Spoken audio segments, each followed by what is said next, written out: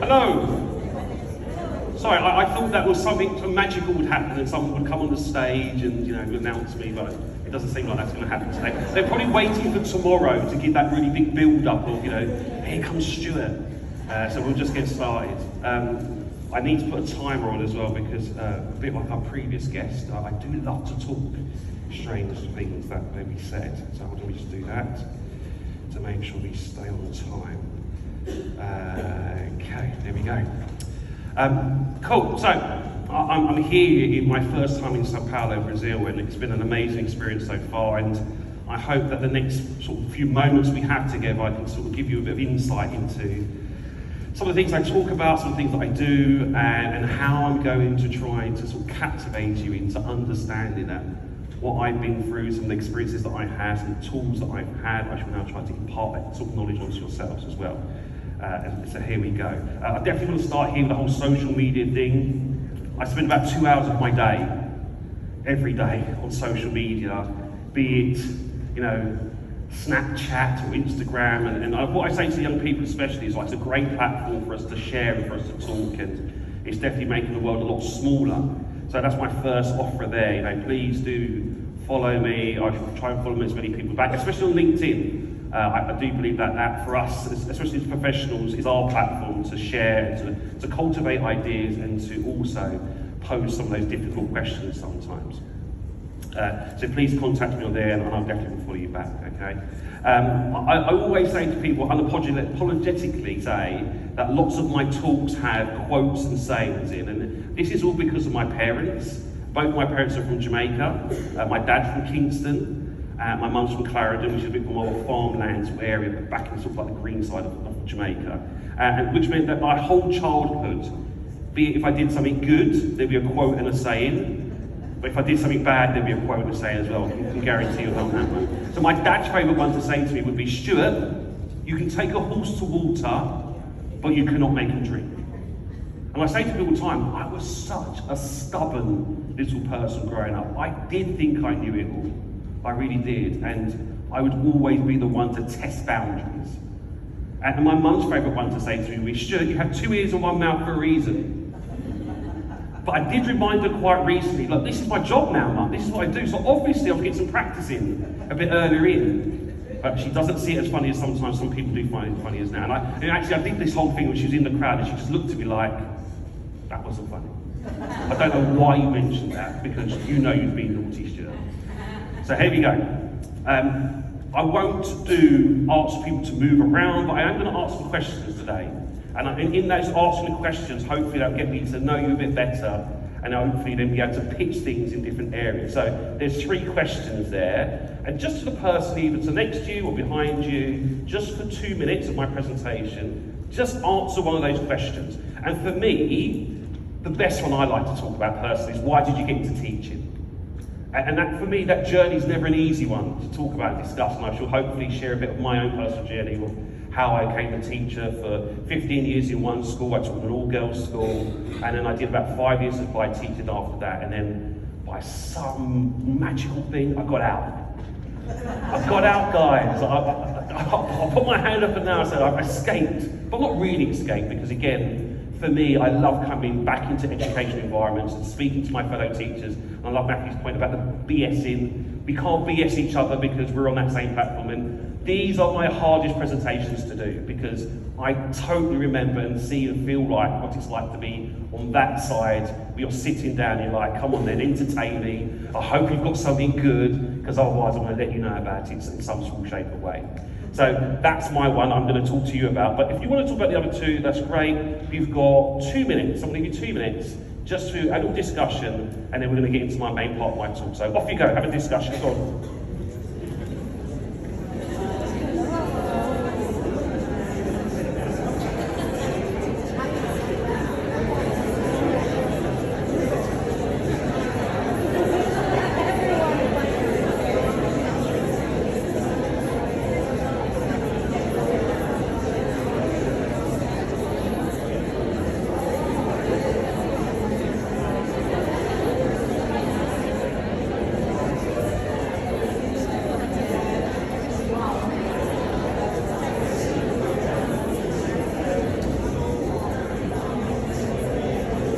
31st minute, you've only got one left.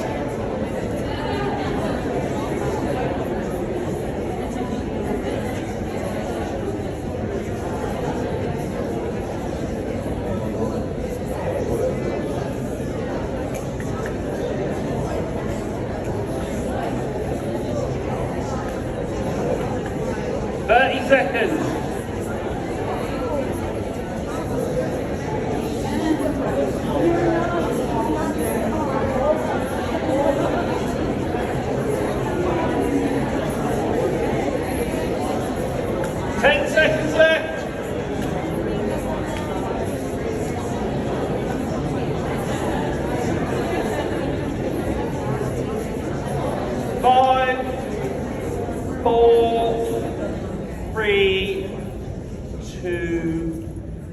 Okay, cool. So do we have any sharers in the house? People who love to share and don't mind being the person that first... there we go. Thank you, though. Go on, which one did you answer? So we both talked about why did you get into teaching? Yeah. And for me, it was accident, but for Matthew, it was really intentional and with a drive to look after children, protect children. 100%, definitely. And I'm sorry, just because of the powers of time, that's exactly the reason why I came into teaching as well. From a very young age, people used to say to me, "Oh, Stuart, the way you explain things to other people, that's so good. Do you know what? You'd be really good as a teacher." And I'll be absolutely honest with you, from primary school age, this is the sort of things will be talked about, and I'll be like, "Man, I don't want to be a teacher. You guys are so boring. What kind of life is that, you know? All you, But this statement is so true to me, so true to me. And for me, it was about those experiences that I had from primary school into junior school, into secondary school, into college, into university, and those relationships I formed with these educationalists, and how they captivated me and fostered a world that made me believe that I was important. And I just want to give that back. And that's the reason why I absolutely say to everyone now, it's the best profession. Absolutely the best profession. No one day, no 2 days are the same, no 2 years are the same. You're on your toes constantly, you know, bobbing and weaving and ducking and trying to get through it every day. And I love that. There is no other job I've ever done that gives me that sense of feeling. And like I said, I did escape 2018. And I say to people this as well, if I asked you all now to tell me a good one and a bad teacher, you know their name, you know the subject, you remember what they did, and for me that is so important. So this statement from Sir John Jones, which is, you know, kids will probably forget what you taught them, but they never forget the way that you made them feel. It's such a powerful statement, and it was really weird because this was the very first quote that my new head teacher that came into my school after the head teacher that inducted me into the process. This was the first opening statement. I was like, oh my goodness, this lady, this new lady, she's on my page. She understands the reason why I'm here. And then what she did as a new head teacher, she got us all of us into her office and sat us down and had a one-to-one conversation with us. You know, why are you still here? What are you doing? And I was never there for the money. So for the first 12 years, I didn't go through thresholds. I had enough money just to make myself live. That's all I needed.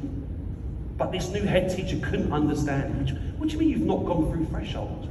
What do you mean you're not here for the money and you're here for the kids? She just couldn't understand it. And I was like, well, you started with your very first presentation saying that. So where was the disconnect?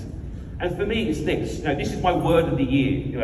I must confess as well, Matthew, my wife is a constant balancer of my life. And in fact, she said to me, this is not your word, Stuart. I've given you this word because this was my word for the year. And somehow you've just coined it for your own. But it's about this for me. It's about that integrity thing. And this is something I speak to my son about, my 13-year-old son about all the time.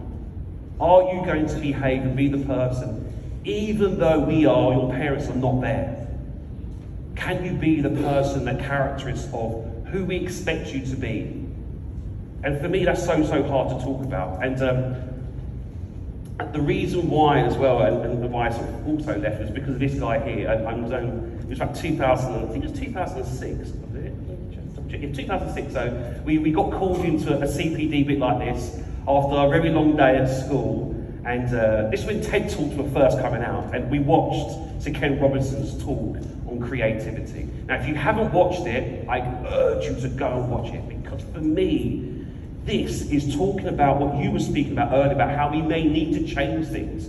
And he goes on to talk about how the systems that we have were built on the Industrial Revolution. And somehow now we haven't gone forward to understand a bit about, like we talked about AI yesterday, about these new technology movements that have gone forward. But education really as a whole hasn't really grasped the concept and been able to expand and develop and be something different. That's what's happened for me. And that's also one of the main reasons why I was just like, do you know what? Let me out of here. Because as a creative subject teacher, design, technology, art, I just wasn't being seen, it wasn't being valued. And I just thought to myself, well, what's the point then? Because I can't pass my passion on to others. So the main essence of what I'm going to talk to you about today. So what does resilience mean to you? And one of the things when I first started, when I left teaching and I used to go, right, it's not brilliant, I'm going to go around and I'm going to change the world. And I was thinking, if I could go around and teach individuals about resilience, the tools, the tips to be more resilient and how to deal with different things. In my mind, I was thinking that's one of the things that's going to make the world a better place. But someone quite early on in my sort of venture into this pointed this out to me. And this was a young man who was brought up in Northern Ireland through the Troubles. And he said to me, Stuart, you know what? It's great that you're going around to do these bits of work around resilience, but until someone goes through something, all the tools, all the tips, they will have nothing to apply it to. And I realised that sometimes maybe I've been wasting of my time. And that's why now, when it comes to resilience, I only really talk to adults about this, because I need you all to help me to teach the other young people about it as and when it comes up in their lives. I met a young man we're on Saturday now, so that was on Thursday at the Avenue School, and he explained, so I did an assembly to these kids, so grade 5 and 6, 7 and 8s, and 9s and 10s. It was a grade 7 and 8 student, and after he came to me, he said to me, Stuart, thank you for your talk. I lost my brother 2 years ago. And last year I lost my dad as well. And for me, he wanted the answers of, am I going to feel better? Is this feeling in the bottom of my stomach and my bottom of my heart going to go away? And what I say to young people all the time about grief is it's a piece of string. How long that string's going to be, whether it's going to be ruffled at the end or it's going to be a fixed, that I cannot tell you. But what I can tell you is this. Every day that you move through it will be a little bit of a day that you feel a bit better about things, and you will spend your life trying to honour those memories of those two people from your lives. That's what will happen. And all you can do is just try your best every day. And sometimes that may not work out to be exactly the way you want it to be. That's fine. Because hopefully, you get one more day to try a bit better. And that's my mantra of life. I tell people all the time, one of the last things to do before I go to sleep at night is when I'm brushing my teeth for those 2 minutes. I look myself in the mirror and I say to myself, well, what have you done today, Stuart, to be productive? What are you most proud of today? And if it's one of those days where, you've just been laying around and not doing much, my last thought is, I hope I get one more day to maybe be a bit better than I was yesterday. And that's my mantra to try and push myself forward in life.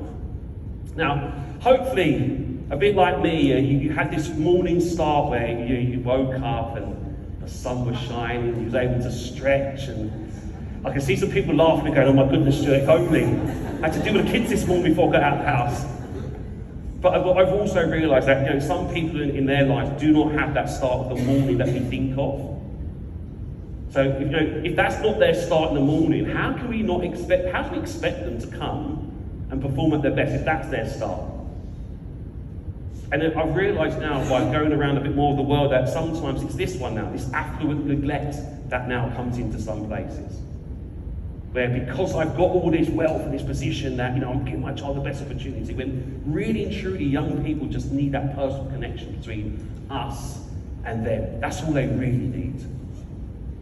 And that's so hard for me to always conceptualise and to remember, and all the things that goes on. Just giving part of myself to my son constantly. I've just spoken to him, back in England. He's been playing football today. My son's an avid football player. He swears he's going to play for the Premiership one day.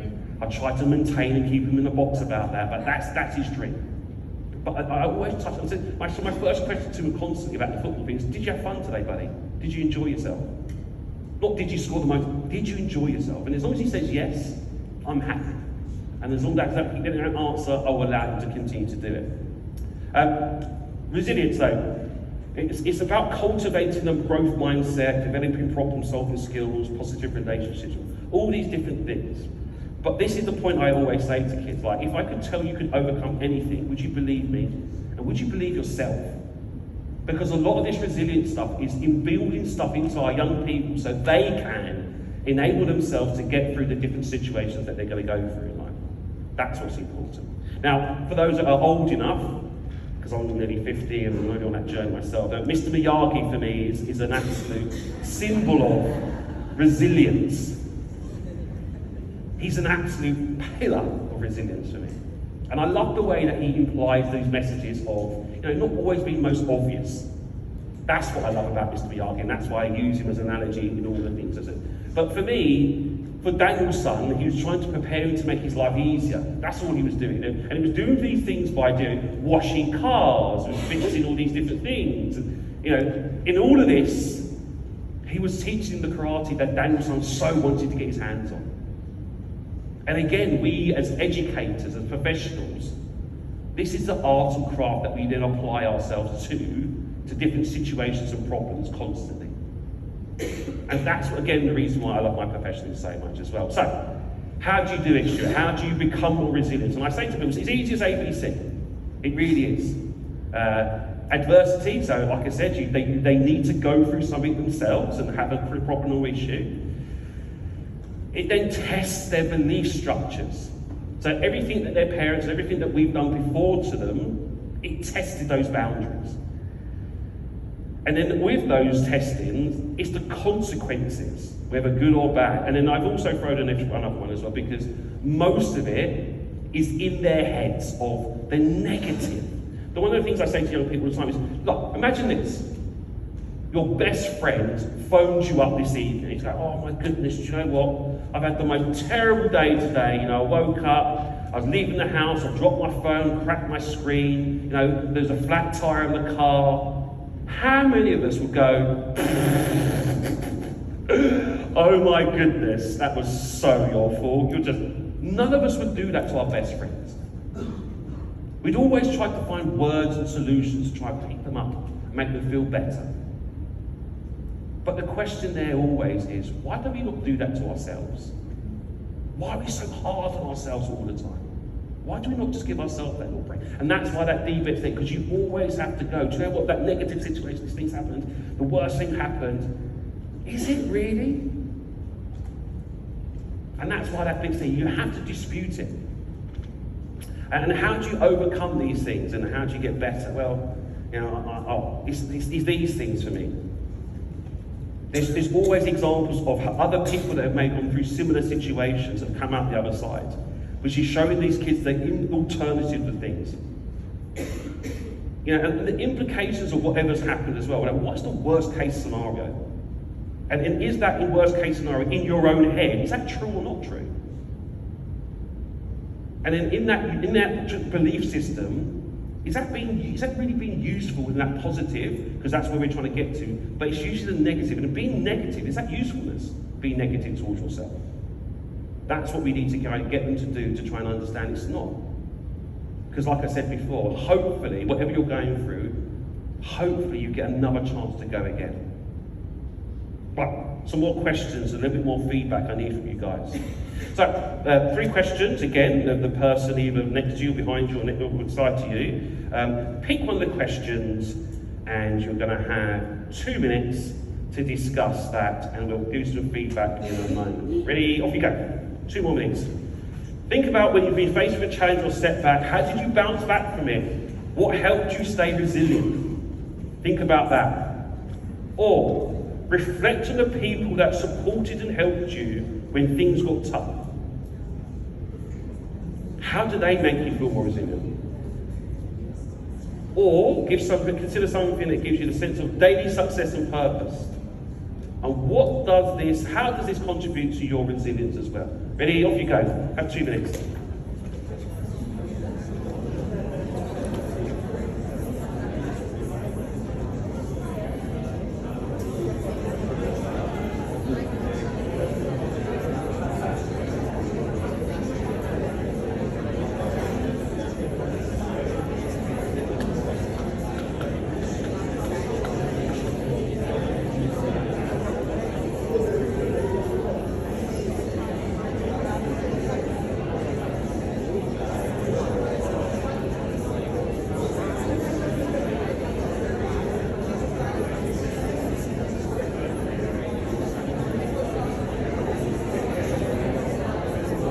Right, that was your first minute.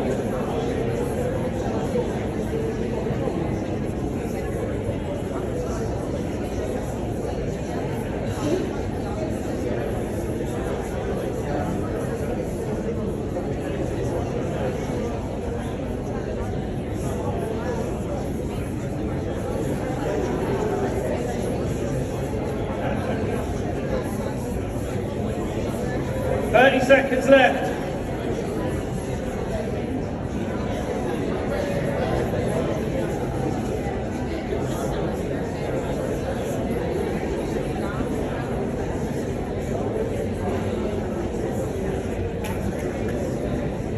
Ten seconds.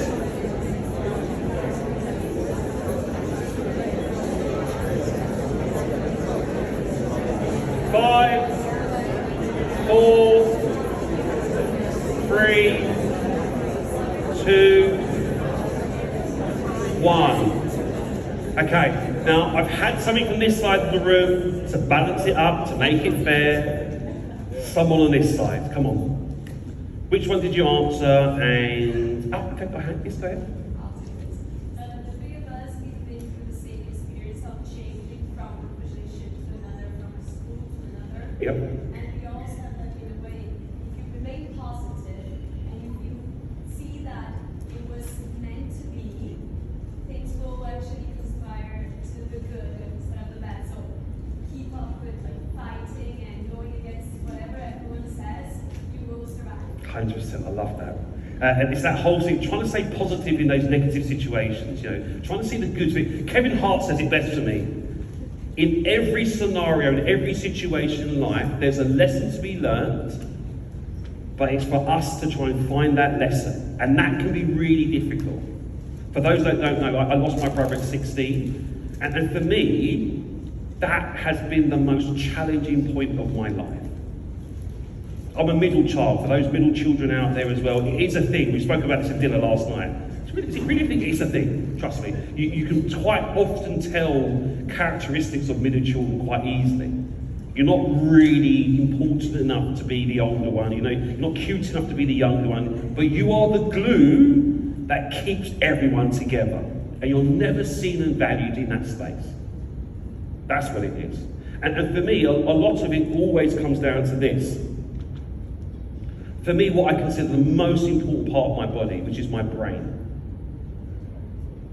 And what I realised about that, and this all came out of lockdown as well, is that I realised that our brains, our mental state, is the most important factor that enables us to either continue to do the good work that we do or stops us and marginalises us from doing that good work.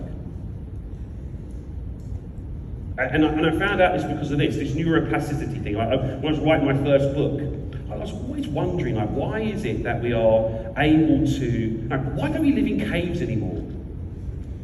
Let's think about this, because again, humans only need 4 things: fresh water, food, I say clothes because not all of us look good naked, and then also somewhere to live.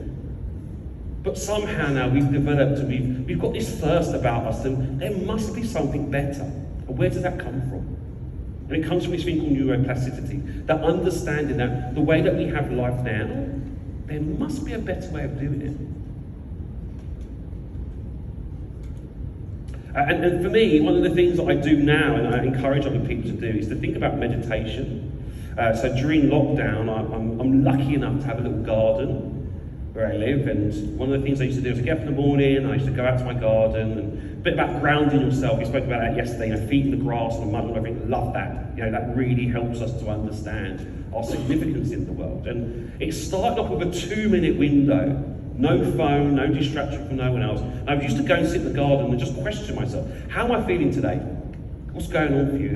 Are you in a good mood or a bad mood? And if I'm in a bad mood, what is it about that bad mood that's made me feel that way?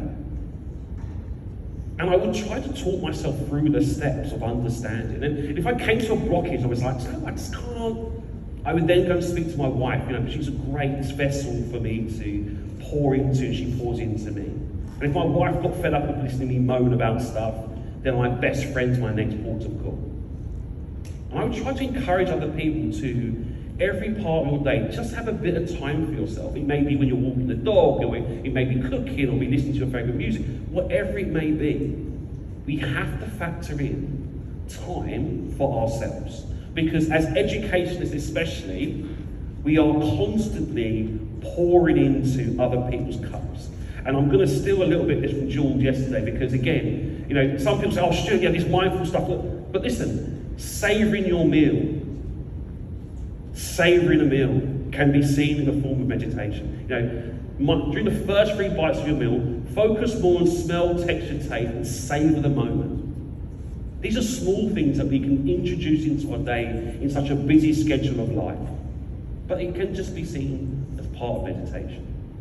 And for me, this all comes out of these sort of 2 analogies, and I'm going to steal this from Sir Clive Woodward, which I had the pleasure of listening to in November, around these 2 things: growth mindset and fixed mindset. And Sir Clive used this analogy between rocks and sponges.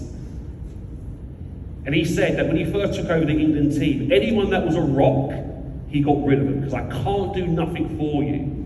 I can't help you. I cannot take you on this journey where we need to go, where you're going to accept and understand that maybe the way that you've always done things, it hasn't been the right way. And he talks about how he likes to work with sponges because they're easier to manage and to work with and talk to and suggest different ideas and how they take them in. And it's all based around these 2 things for me. If you look at the things, I can learn it if I want to. I'm either good at it or I'm not. How many kids do we know that just go, I'm good at it or not, so therefore I'm not going to try, or I'm going to... That's a classic one. And what I love about it as well is my effort and attitude determines everything, versus my abilities determine everything. And again, with young people in their minds, I try to explain to them that we have to be sponges. And that's not just in childhood as well. For me, learning takes over our lives, if we're open to it. And hopefully that's the reason why, again, you come to this work, because you're open to the idea of something else to be able to help you to be better. But sometimes it's that. I shed a tear today listening to your presentation about the lonely child, because in all of us, are we all just children in adults' bodies? Are we all not trying to get back to some sort of childhood state where life was fun and easy and you didn't have the word responsibilities? That's what adults have that children don't have as much of. And one of the things I've realised now is this. So I'm going to ask everyone, and I've got another 15 minutes or so, but I'm going to take 3 minutes out of that 15 minutes and ask you to do this. If you've got your phone, take this away, and I will definitely send out my presentation to people as well, because for me, this is what's so important for me to ask you to do today. I need you to think about your own self-care plan. As educationists and professionals, we are constantly pouring from a cup into other little beings, helping other people constantly. My question always is, so who pours into your cup? Where is your fountain that you go and refill yourself from? And I'm absolutely blessed to be able to say to you now, I don't work Wednesdays, even though I have worked this Wednesday recently. I don't know how that happened. But anyway, I don't work Wednesdays. And what I said to people, I will give Wednesdays to my profession, to all of you. So where it says supportive people in my life, you can put me down. I will be one of those supportive people. And if at any point that you go, do you know what, Stuart? And I was saying this to someone else last night, that I did a teaching conference in Portsmouth to teachers, and 2 schools were merging, and this was the first time they came together, and I was supposed to be there to inspire them, to make them feel pepped up and get going for the rest of the school year, etc., etc. And I get lots of positive feedback usually when I do my talks and things. But this time I got one lady that wrote to me and said, "You're lying. You're telling lies, Stuart. You're making it seem like there's no problems in our profession." And she went on some big long rant. And I was telling my mentor about it. She said to me, "Stuart, delete it. Just delete it, ignore it, and pretend it never happened." I was like, no, but we never get negative feedback. We need to lean into this. I need to find out more. So I exchanged details on LinkedIn, and we had a phone conversation. And do you know what it was? She was a head of department who was losing 3 of her best teachers. And she herself just couldn't see how the rest of the year was going to pan out. And she didn't feel comfortable to go to the senior media management to talk about it, because, again, she didn't want to be a moaning Minnie that then it affected in things like that she went forward. And I said to her, I'm not lying, I have tapped out, I'm going to go over the reasons why. And I said, it's fine, I need to hear this from you. I can be that place where you just come and just rant, if you need to, and get it out of your system. And we had a good old conversation, and I said to her, look, it's fine, because you'll find other good teachers, you're a good teacher yourself, etc., etc. And that helped her. So, please, let's think about our own self-care plan. Now, that's important. Now, this is the most colourful one that I found, and some persons have done it, and for me, there's a couple of things that I like. Drinking water. How many of us actually have lunch still when we're working a busy day? You know, take half an hour for ourselves. I understand in St. Paul's that you have to take your class down to lunch and supervise them while they're eating. How many of us would just love that half an hour just to ourselves? And I was at Avenue School on Wednesday, and they said that before the pandemic, they had 2 sides, one side for the teachers, the other side for the pupils. And after the pandemic, they took down the wall. And one of the teachers was saying, that wall was such my saviour. Just have half an hour to myself. And then they took it away. But I understand it, because again, it's like that communal thing of us, all of us doing this together, which I really, really like as well. But back to my mantra. You are yourselves the only competitors that you have in your lives. We are not competing with the person next to you. We're not competing with other departments. You're just, in essence, always competing with yourself. And that nested thing that we have as educators of trying to be the best. I'm not going to talk about it too much, because that's tomorrow's speech. And I just want to leave some time now to put out there for some time for some questions. If anyone's got anything they want to ask or discuss or unsure about what we've gone through so far, and I just want to leave a bit of space here just to open the floor up for this discussion and talk. So, resilience. Do you feel better and able to talk about it? Do you feel better and able to help someone else go through something? Do you have any questions? Do you have any nagging things at the back of your mind that you'd like to know or to share or talk about? I'm just going to give some space so we can do that now. Yes? How do you help foster growth mindset adolescents specifically? Great question. If I had the answer to this question, young lady, I probably wouldn't be here now. I'll be owning an island somewhere, and I'd live there. But what I'd safely say there is time. If we can give people the time and perspective of stuff, You know, I've got a 13-year-old now, and I'm like that 11 to 13, 14, 15 part where they grow, and I can see and understand why having a strong male role model for my son is important. So therefore I can understand where, if you're not in that scenario that have those people in your lives where things can get difficult, I can definitely see that. I can definitely see how then things snowball into, my group of friends are my people that are, and then listening to them and their conceptual ideas. So I definitely would say to you, time's a great thing. Don't give up on them. Persevere. Because it's that whole thing about knowledge and wisdom.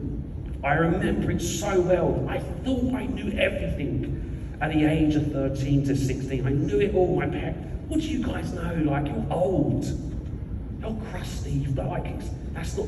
And that for me was one of the biggest wake-up calls when I tried to parent my son. Like, I remembered what it was like at 11 back in 1989. But it's not the same. They're not the same constraints. There are different things and factors in play. So therefore, I have to do my best to see it from his perspective sometimes. And that's a humbling thing, because I'm of the era where you didn't question the adults. One of the things I talk to kids about all the time is about respect and respectful. Respect is a precursor. We're told kids to respect adults, even though they have no grandeur of being respected, but we tell them they have to be. So I like to frame it differently. I want you to be respectful. You don't need to respect the person to be respectful. That talks about your values more than anyone else's values. So I will say hello, I will be polite. Doesn't mean I need to like you. Doesn't need to be your best friend on that. But they're my characteristics, they're my pillars of who I am, to be respectful to you. And it's only when we do those exchanging of information and talking, I can work out whether we have the same values, and then we can develop that more into just a brief acquaintance meeting, into friendship, into those sort of things that happen after that if we have the same values. That's what I believe. So, patience. Not the easiest thing to have at times, because we don't always have the time and the space for it. But can we just sometimes give them a bit more time? Maybe show things from a different perspective. Let's look at it from their lens. And that's why I love things like pupil-led learning. For me, pupil-led learning means I go into my classroom and I say to the kids, what do you want to learn today? How many of us will be brave enough to do that every single day? And that's why the talk about the young man that started his own institute with no exams and no grading, I was just like, you're onto something here. But then I also think about the pandemic. We didn't have exams, but they got through the hoop. We knew the ones that deserved the grades versus the ones that maybe didn't work as hard as the other ones did. And in our professional opinion, we was allowed to put them on the spectrum somewhere and place an X next to their name. So if it worked then, why can it not work now? That's my question. Yeah. Yes? Hi. Hi. I often find that teenagers can be quite cynical in the language around mindfulness and resilience. How do you start the conversation in a productive way that gets them to engage? Start it earlier. My son started this mindfulness at age 8 or 9. And it was drip-fed into him all the way up to say, most educational establishments in England will wait until they get to the secondary school age, 13 plus, to then start. For me, it's too late by then. Because they have things that they've been put into place of, this is just the way life is, it's just always going to be. Whereas if we start it early with them, it's a journey that they can then accept. Okay, I'm having a bad day today, but I'm not going to have a bad day tomorrow. And if I start the day tomorrow in a better mindset, of going, and there's a board that I used to have above my head as a film tutor, and he said, things that I can control: attitude, words, effort. I'm just going to struggle now. What else is it? Attitude, words, effort. There's 2 others. Escape my mind. But I used to say to my tutees all the time, just pick one. My one for my son all the time is your effort level. If you just go and try and have a good day. You just go and try and be open-minded. My son absolutely hates English. Every day he goes, oh my God, I've got English. I'm saying, dude, if you just go, I'm going to go and try my best, and whatever happens, I've just known I've given as much effort as I can. You're probably going to have a better day than you just go when you go, oh my goodness. And just by talking to him in those words, We've seen an improvement in the English over the last year. But that's something we constantly work at, and speak to them about and encourage him. Gently, nurturingly. I always remind him I'm one of them as well, so don't you be rude, because I'll take you out, dude, quite easily. Anything else? Yeah. How does your belief system inspire you to talk about resilience? That's a super good question, dude, and especially because I have quite a religious background to me as well. And so as far back as I can remember, we went to church every Sunday. I went to youth group every Sunday as well. And then once I did have this major incident happen in my life at 16, it made me question, like, I'm talking out of a group of 30 kids in my former secondary school. I probably was one of 2 people that went to church. And I'm like, well, if I'm going down this good path where, I'm being good, I'm thinking all these things, how the hell has this horrific thing happened to me and my family? And someone's quite recently said to me, why not? What makes you so special, Stuart, that nothing negative can ever happen in your life? And again, all that's been happening there, the table was turned the other way. Different way to look at it, different perspective. How do I not know, we talked about, possibilities of doing things and pathways. How do I not know that this was supposed to be my pathline to do this now, to help to go around, to show people? Because I could have easily, the line between doing good and bad is a very thin line. I could have easily gone the other way. But it was my youth club leader. It was teachers, my college professor. Those people could see things in me, a bit like we were talking before about the facade and the things you can't see, the blind spots. They saw things in me that I didn't see. And I allowed myself to believe them when they used to say to me, you've got more in you, Stuart. I know you can do more. That's what it is. And I believe that every young person deserves one adult in their lives that will be, see, there we go. Here we go, see? Stop the talking, Stuart. Stop the talking. That will just be there for us. And this is what I love to talk about as well, because I've got a mentoree now. He's 31. I've been mentoring him since the age of 16. He lost his dad at 16. I taught in an all-girls school, so we opened up to 6 months, a mixture of boys and girls. And he came in September, and in October he lost his dad. And it started off us by playing video games together occasionally. That developed into a relationship where if he was having a bad day, he knew he could send me a text message and a phone call, and I'd phone him up and we'd have a conversation about it. 2 years ago, he bought his first house, under the age of 30. That's the magic in England. If you can buy your first house under the age of 30, you're cracking it. You seriously are. He did that. He now earns 7 figures. He phoned me the other day from a beach he was in Czechoslovakia, somewhere on a beach, remote working. You're winning. I'm winning. Tell people all the time, whenever I see him succeed, I'm winning. And it fills my heart, my soul with so much joy. It really does. And that's what it is. If every young person can have one trusted adult that could just be there for them, constantly, strong and consistent. That's what I say. Every young child needs someone strong and consistent in their life. And the possibilities of that young person's life is endless if we allow them to be that and to have those situations. That's what I believe. So yeah, it comes down to loads of different factors, but I believe that the foundations that most parents lay are a good foundation, and we have the opportunity as educationists to build on those foundations. We really do. Yeah. I probably could do one more before I wrap up. There's anything else. Yes, sorry. Yeah. Before I became a teacher, I actually lived in a Buddhist community for 9 years. Wow.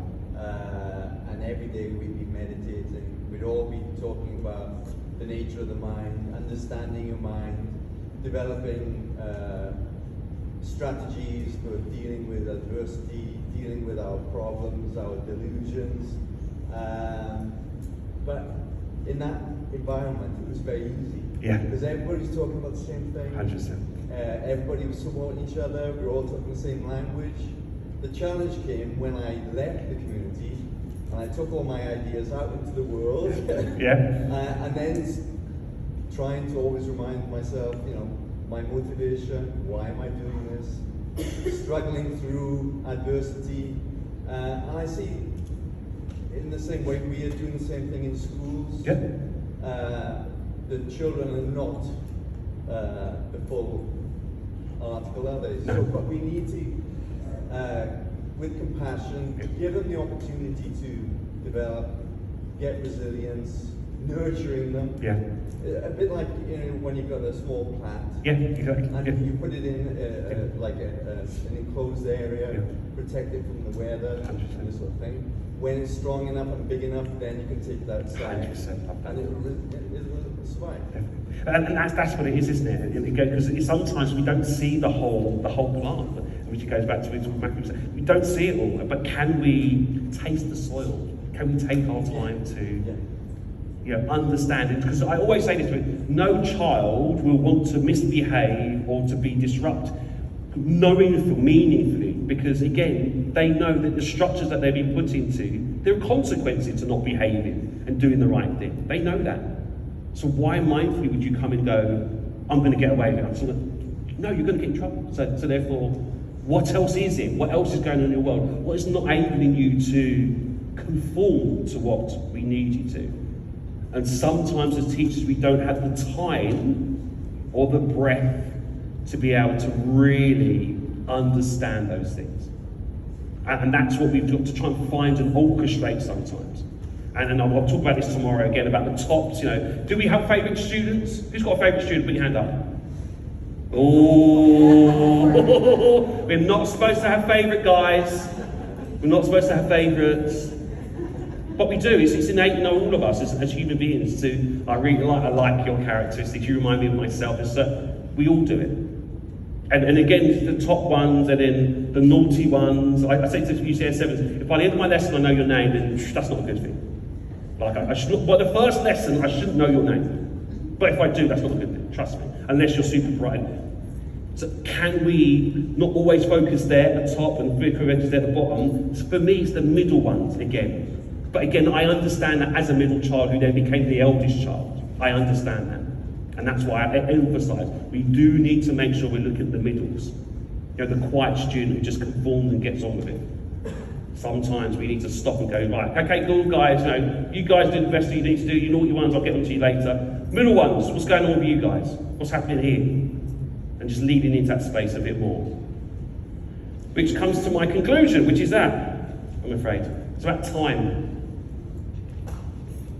It'd be great as a school, as an organisation, can you factor in some time for us to do a bit more of that? Just a little bit more time to lead into them a bit more. I used to love the pastoral care side of school. I used to love sitting down with my students and just talking to them about what's going on in the world. How's it affecting you? What do you think you should do? They have the best solutions, guys. But only if we take the time to sit and listen to them. And by listening to them, can we then do something different? Because again, let us stop thinking that we know best. I was one to you guys, and now I'm in. Sometimes we don't know best. Sometimes we do need to stop and listen to them and hear what they've got to say and then reflect upon that. So that's for me, this is it is. Because it's not promised. And I always say to you, I just hope on a constant basis, because I feel like my work isn't done, I just get one more day. Just one more day to dig in a bit harder, to lead into a bit more, to see if I can really make a difference, to know that my time on earth, my time here in this space was useful, was productive. That's what I try to do every day. And boom, that is Stuart finished. Not too bad. I think I got away with a bit of time. We've got a little bit more time, so if you want to lean into a bit more, we've still got another 7 minutes. So, huh? I love George. George is like 7 minutes applause, guys. Come on, right? Can we do it? Let's go! Woo-hoo!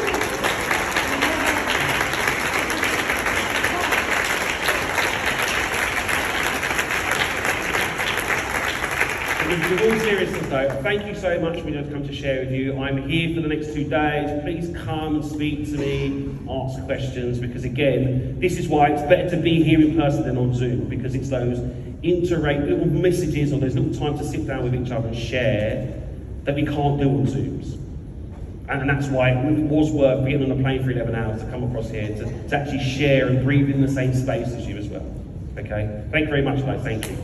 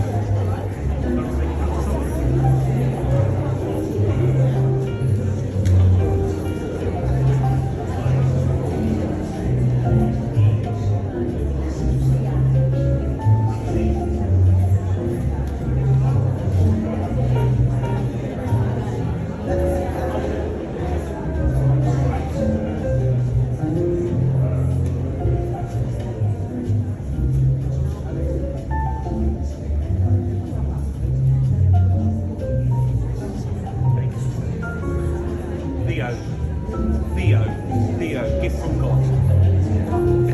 No, thank you, Cecilia.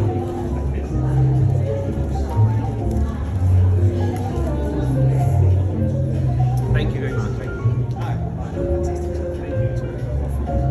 Rob. My question is, so you just talked about like giving time and patience. That works very well. Is there anything you would recommend in terms of getting lessons massive curriculum to teach?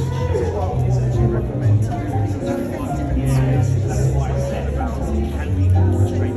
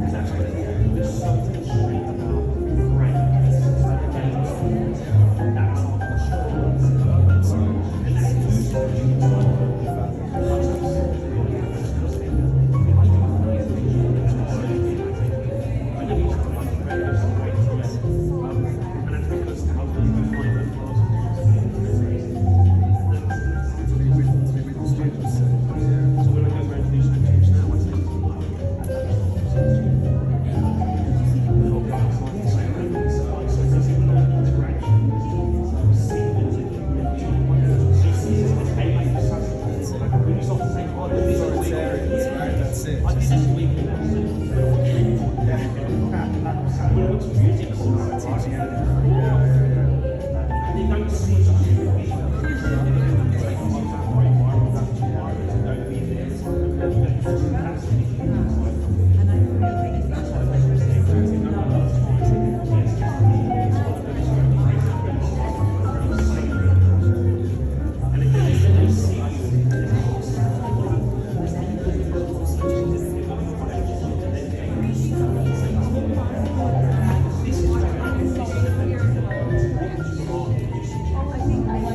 I've experienced something like that. Like when we were doing GCSEs, we came back to school for inset days. So like regular works, you know. But the first thing that I loved, the song was so they're like, oh, Mr. Best, you know, they had a crowd of year 11s around because they hadn't seen anyone talk about their exams and how they were going and stuff like that.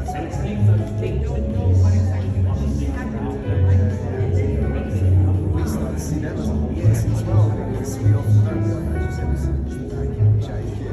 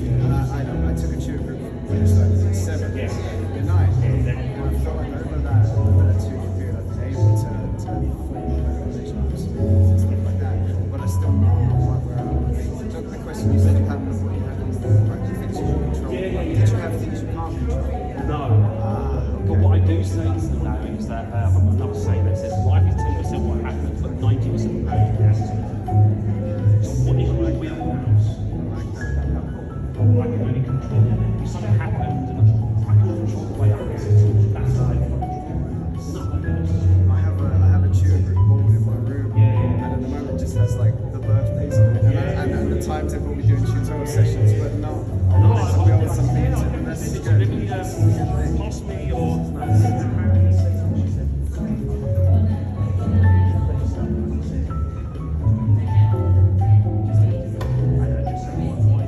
You just give me an email address, I'll Yeah, definitely sure. forward it on to you. It's just about that like whole field. The more we can show them the human side of us, the more that we can show them that the reality of life is difficult, man. We can have good days, and in the bad days, is there something? Has it been easy to say, oh, just it's like this, or it's like that? And that's what we need sometimes. There are a lot. I mean, like there are a lot. As you said, affluent. Neglect. We get that.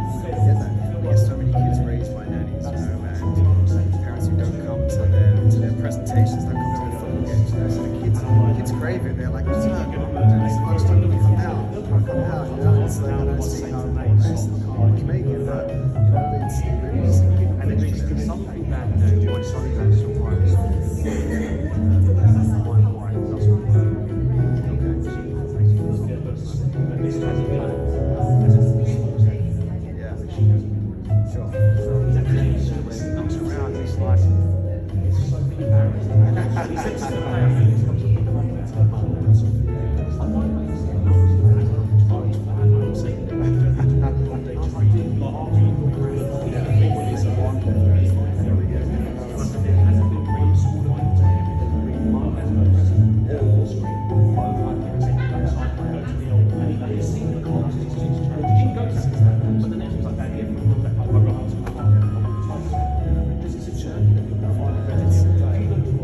Yeah, that's it.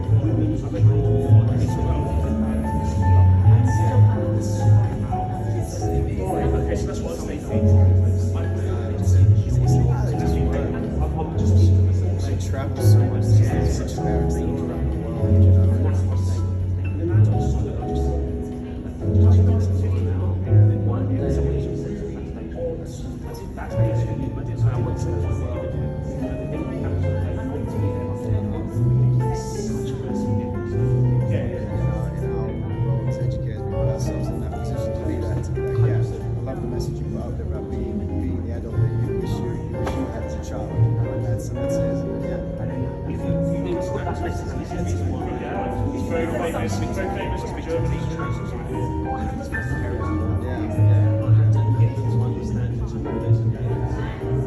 Sometimes it's easy for someone outside the bubble to come and just remind them of that.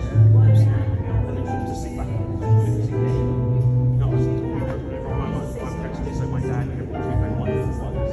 So it's sort of we realise and we're so excited. It's like my dad did. And then what's the bloody point of all this? Because you read the thing.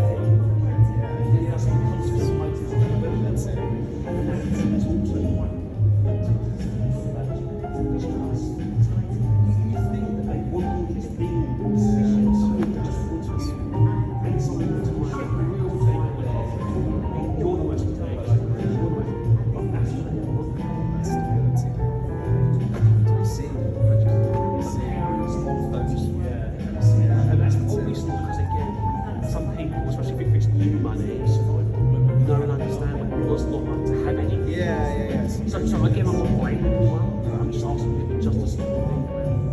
Right, okay, cool. What speak to them. Speak to them and ask them. Because I can guarantee you, they don't want me going to first class week lessons, rather just sit around with you and just hang out and do some things. Go to the beach or go down the road or sing. She loves English. I remember when I didn't have that, so I told myself, so then if I did have that, I remember like better. Because you're doing case studies in the bubble, your own childhood experience.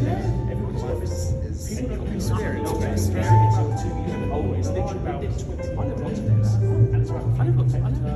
And then you realise it's a good point to the bad because you start comparing. And it's just that only these things which like university. Yes, perspective there. That's when you can reflect on it. When you're young, I translate it. So when I was at the Academy School, we did Wednesday. As I said, there's the school's there, there's a bit of a road, there's a favela. Yeah. And there's a football pitch that are reading over here. There's a group of kids in a playground. Boys have their shirt on, their shoes on, and it's Yeah. it's that whole they're having a rough life. They only have that when they think about what they haven't got, and rather than what they have got, right? And that's the thing. But then again, society kind of ignores them or pities them, and that's not what they need either. It's not what they need either. And that's one of the biggest things. I've lived here for 9 years. So, and that was one of the biggest things I struggled with. Like when you go around the UK, how often do you find like a family outside of a supermarket begging for food, you know? And it's, but again, they don't get the support that they need, and they're not going to see this humans, you know? And that's the real rough part.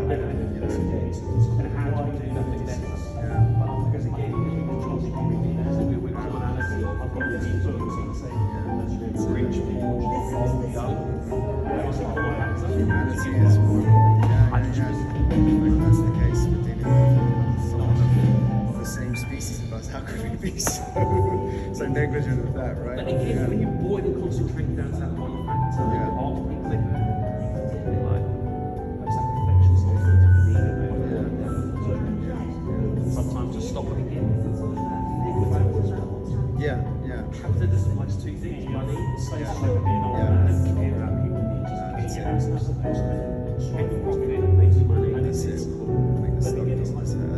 Once you start affecting those two things, there's no, it's not right.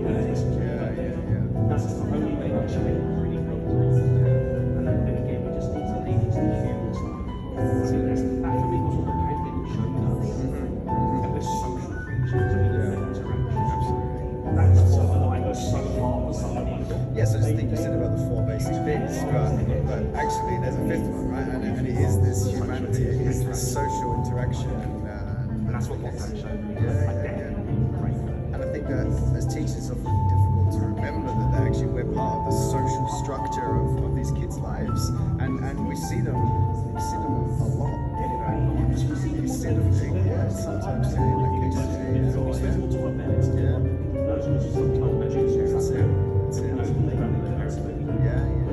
But that's why also what's really is because the primary school system is parents, school, child, and top of trying. And then they get to secondary school and it becomes pupil school.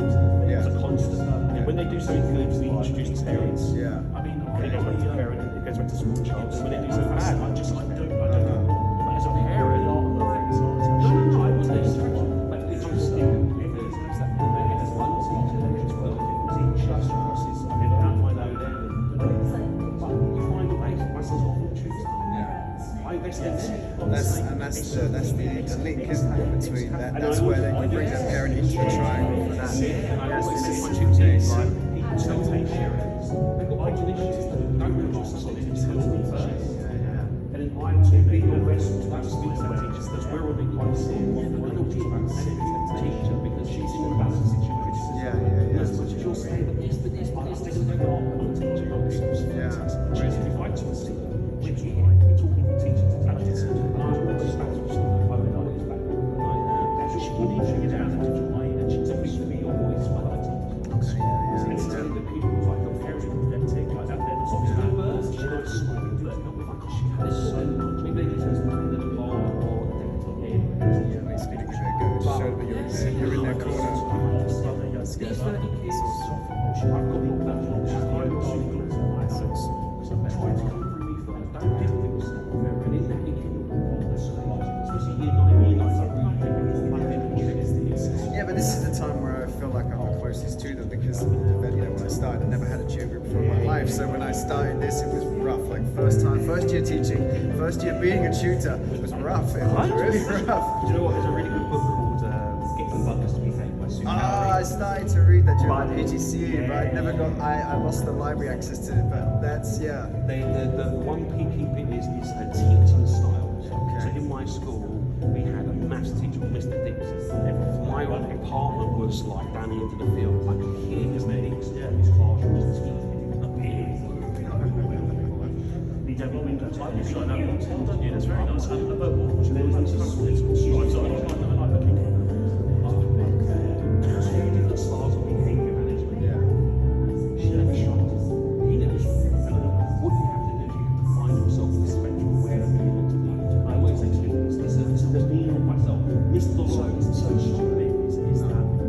right. He doesn't teach us if we need something. Guys, do you want to I've been more. Yeah. Sorry, I'm taking No, but then it's taking fine, up all it's your fine. time. I'd like to host you to lunch. Okay, sure. Yes. It's 12 o'clock, yes. Yeah, so I used to say something today. Phone friends, or listen to you and hear.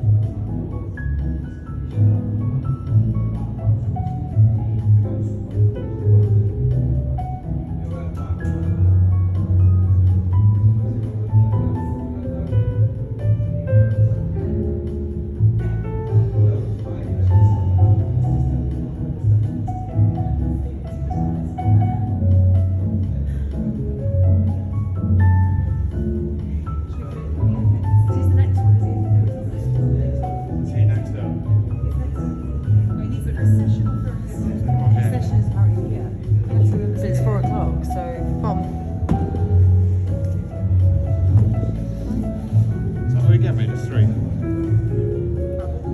So the three big ones on that video. I think it's enough. How many are there? 3, 4, 5, 6, 7, 8, So how many 9, ones? 10, 11. Random number.